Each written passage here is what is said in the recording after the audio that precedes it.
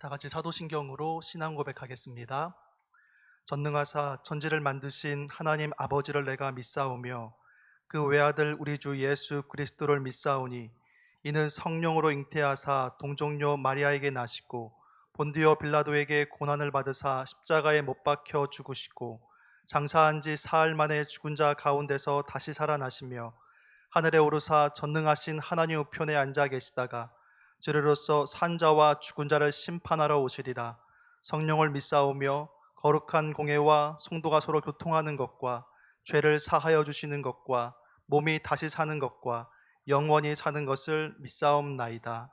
아멘. 찬송가 310장입니다. 310장입니다.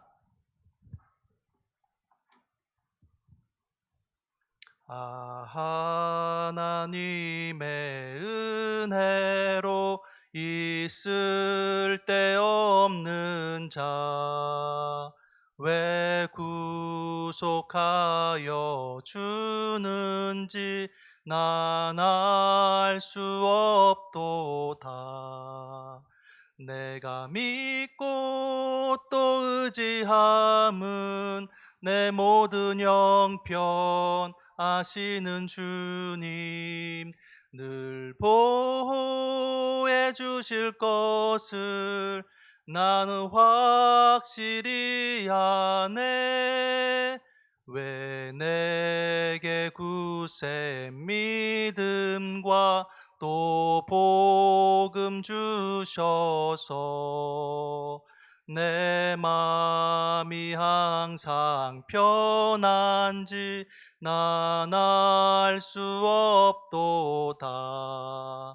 내가 믿고 또 의지함은 내 모든 형편 아시는 주님 늘 보호해 주실 것을 나는 확실히 아네.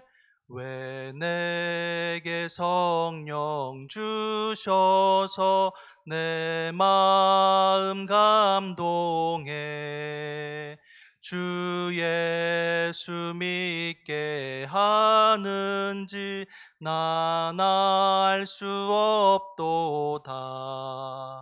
내가 믿고 또 의지함은 내 모든 형편 아시는 주님 늘 보호해 주실 것을 나는 확실히 아네. 주 언제 강림하실지 혹 밤에 혹 낮에 또 주님 만날 그곳도 난 알 수 없도다.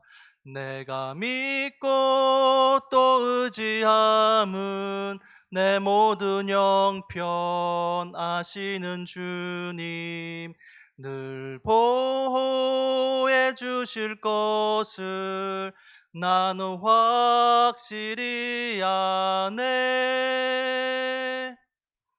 이 시간 함께 나눌 말씀은 역대상 19장입니다. 역대상 19장 말씀 우리 함께 읽도록 하겠습니다.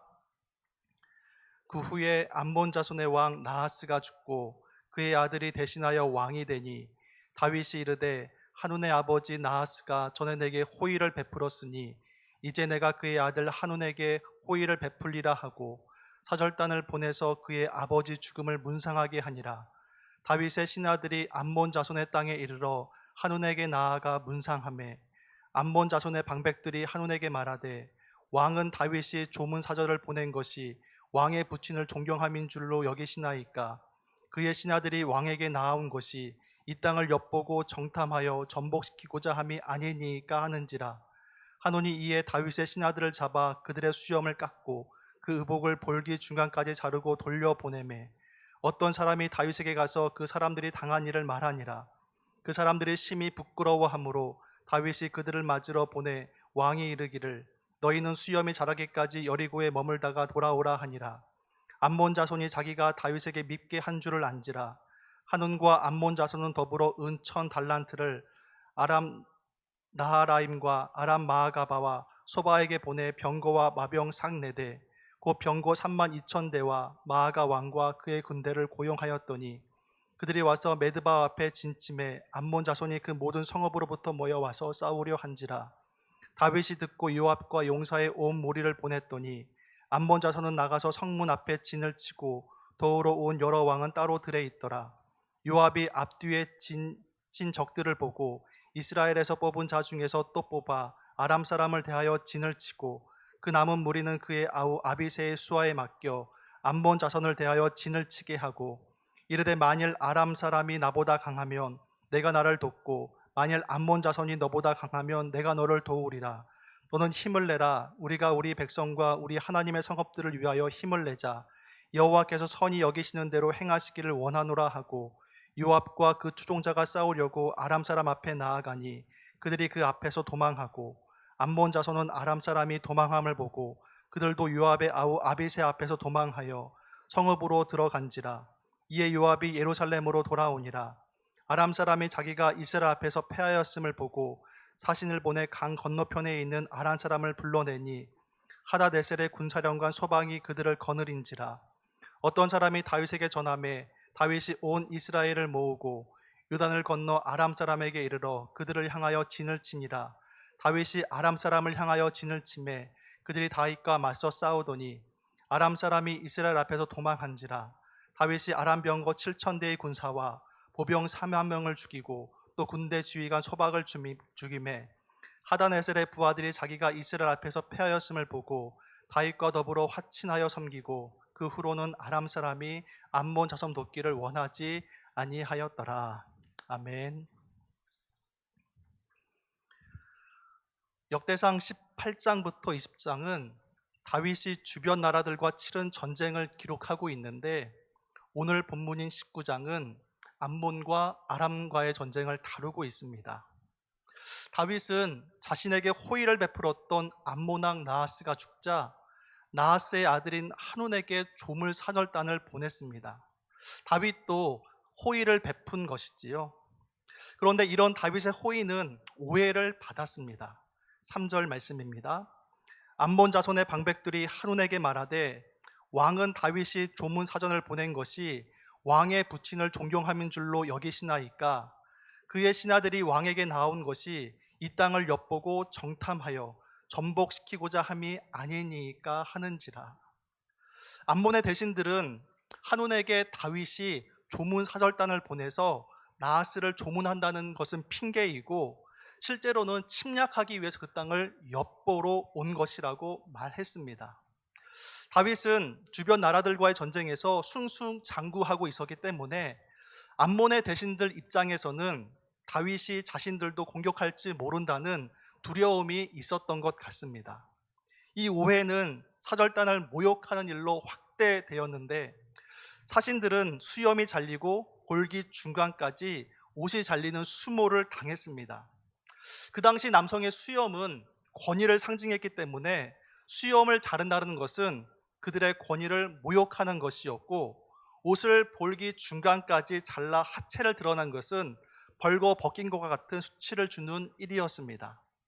그리고 왕이 보낸 사절단을 모욕하는 것은 그들을 보낸 왕을 모욕하는 것이었고 이는 곧 선전포고와 같은 것이었습니다. 다윗은 모욕을 당한 사절단을 배려하여서 수염이 자라기까지 여리고에 머물다가 오라고 전가를 보냈습니다. 맞은 사람은 발 뻗고 자도 때린 사람은 발 뻗고 자지 못한다는 말처럼 모욕을 준 한우는 질의 겁을 먹고 아람 군대를 용병으로 고용하여 전쟁을 준비하고 있습니다. 이에 다윗도 요압과 그의 용사들을 출정시켜 전쟁이 시작됐는데 성경을 보면 암몬의 군사들과 고용된 아람의 용병들이 도망갔다는 표현을 3번이나 쓰고 있습니다. 14절 말씀을 보면 요압과 그의 추종자가 싸우려고 아람 사람 앞에 나아가니 그들이 그 앞에서 도망하였다라고 기록되어 있고요. 15절 말씀을 보면 암몬 자손은 아람 사람이 도망함을 보고 그들도 요압의 아우 아비새 앞에서 도망하여 성읍으로 들어갔다라고 기록되어 있고요. 18절 말씀을 보시면 아람 사람이 이스라엘 앞에서 도망한지라라고 기록되어 있습니다. 한마디로 말씀드리면 다윗이 이 모든 전쟁에서 승리하였다라는 것이지요. 그렇다면 다윗이 이 모든 전쟁에서 승리했던 이유는 무엇이었을까요? 성경은 요압의 고백을 통해서 우리에게 힌트를 주고 있는데 13절 말씀입니다. 너는 힘을 내라. 우리가 우리 백성과 우리 하나님의 성읍들을 위하여 힘을 내자. 여호와께서 선히 여기시는 대로 행하시기를 원하노라 하고, 요압은 모든 전쟁의 결과를 하나님의 뜻에 맡겼던 것입니다. 요압이 하나님께 기도하는 모습은 이 전쟁에서만 유일하게 나타나는데, 그만큼 이 전쟁이 위험하고 승리를 장담할 수 없는 어려운 전쟁이었다라는 것을 보여주고 있지요. 이런 요압의 모습 속에서 자신의 힘으로 안 되는 일을 만날 때야 비로소 하나님을 의지하고 또 하나님을 찾는 인간의 연약한 모습도 볼 수 있습니다. 우리도 평상시보다는 우리가 뭔가 어렵고 힘든 일을 당할 때에 하나님을 더욱 간절히 찾는 경우가 많잖아요. 요압은 전쟁의 결과를 하나님의 뜻에 맡기고 힘을 다해 전쟁을 시작했고, 적군들은 그들 앞에서 도망했습니다. 하나님께서 요압의 기도를 들으셨던 것이고 그들 앞에서 적군들과 친히 싸워 주셨던 것입니다. 이 모든 일들을 통해서 우리가 분명히 알 수 있는 것은 전쟁과 그에 따른 결과는 하나님께 속한 것이라는 것입니다. 성경이 다윗의 승리를 18장부터 20장에 걸쳐 기록한 이유는 하나님께서 다윗과 친히 함께하여 주셨고 다윗이 하나님의 영광을 추구했기에 하나님께서 다윗에게 은혜를 베풀어 주셨다는 것을 우리에게 말씀해 주고 있는 것입니다. 역대상 15장 28절과 29절을 보면 다윗이 하나님을 얼마나 사랑했는지 그러한 모습을 단적으로 볼 수 있습니다. 이스라엘 무리는 크게 부르며 뿔 나팔과 나팔을 불며 재금을 치며 비파와 수금을 힘있게 타며 여호와의 언약궤를 메어 올렸더라. 여호와의 언약궤가 다윗성으로 들어올 때에 사울의 딸 미갈이 창으로 내다보다가 다윗 왕이 춤추며 뛰노는 것을 보고 그 마음에 업신 여기더라. 다윗은 하나님의 언약궤가 예루살렘으로 들어오는 모습을 보며 어린 아이와 같이 기뻐 춤추는 장면입니다. 다윗은 왜 그랬던 것일까요? 다윗은 정말로 하나님을 사랑했기 때문에 그렇게 표현할 수밖에 없었던 것입니다. 반면에 사무엘상 4장을 보면 엘리의 두 아들이었던 홈니와 비니아스는 블레셋과의 전투에서 언약궤를 부적 삼아 싸우려 했다가 패하고 언약궤마저 빼앗겼던 장면을 볼 수 있지요. 그러나 다윗은 자신의 권력이나 왕권이나 성공이나 승리를 위해서 언약궤를 가져온 것이 아니라 하나님을 사랑했기 때문에 언약궤를 가져왔던 그러한 모습을 볼 수 있습니다. 하나님이 원하시는 모습은 바로 이러한 모습이 아닐까요? 우리가 어떤 목적을 위해서 하나님을 섬기고 예배하는 것이 아니라 하나님이 우리의 목적이시기에 하나님을 사랑하고 그 사랑의 마음을 예배를 통하여서 고백하고 표현하는 것입니다. 잘 아시다시피 웨스터민스터 소요리 문답 1문은 사람의 제일 되는 목적이 무엇인지 묻습니다. 그리고 이에 대한 답은 하나님을 영화롭게 하고 그를 영원토록 즐거워하는 것입니다. 이것보다 더 중요한 인생의 목적이 없다라는 것이지요. 하나님을 사랑하는 것, 하나님 안에서 즐거워하는 것, 하나님을 따라가는 것, 그것이 인생의 제일 되는 목적이라는 것입니다. 주님을 향한 신앙 고백이 있을 뿐만 아니라 그에 따른 행동이 한 덩어리가 되어서 우리의 삶을 살아가야 한다라는 것입니다. 우리가 여러 가지 수단을 통하여서 하나님의 말씀을 아는 것도 중요하지만 그 알았던 말씀들을 살아가는 것도 또한 중요함을 우리에게 말씀해 주고 있는 것이지요. 다윗의 삶을 보면 때때로 실수도 하지만 다윗이 하나님의 영광을 추구하는 그러한 모습들을 하나님은 기뻐하셨고 다윗에게 은혜를 베푸심으로 그에게 승리를 주셨던 것입니다. 우리의 힘을 의지하지 않고 겸손히 하나님을 신뢰하고 즐거워하실 수 있기를 바랍니다. 하나님의 은혜로 살아갈 때에 우리가 하나님 안에서 온전히 그 승리를 누리면서 살아갈 수 있을 것입니다. 오늘 하루의 삶 가운데에도 하나님을 사랑하고 그 안에 즐거워하고 하나님의 말씀을 따라 살아갈 수 있는 저와 여러분 될 수 있기를 예수님의 이름으로 축원합니다. 시간 기도할 때에 다른 무엇보다도 우리가 하나님을 사랑하고 또 그의 말씀 안에 즐거워하는 삶을 살아갈 수 있도록 이 말씀 붙잡고 함께 기도하도록 하겠습니다.